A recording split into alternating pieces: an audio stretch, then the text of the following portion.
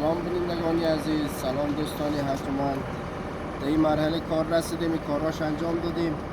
این باک روغنش هست، باک روغنش اینجا نصب میکنیم و این خود شاستی است که به اتاقش جوش میخوره و این کلاف جکش هست و گوشواره پشت سرش هست که بعدا گوشوارهاش در شاستی اتاق جوش میخوره که بالا پایین شود. حالا ما این جوشکاریش رو میکنیم. یا ما باید جوش های سر بالا بخوره که محکم‌تر بیاید. شما بیننده جوشکاری ما هم باشید.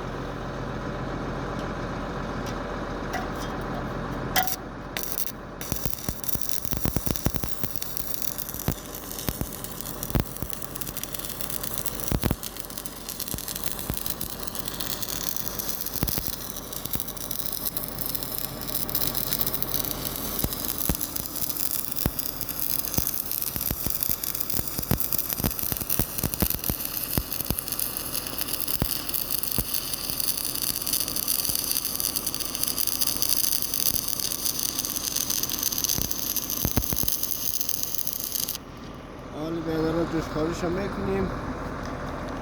این تمام شد دیگه. فیلم هم میگیرم براتون میمانم تا دیدار دوباره یا هم.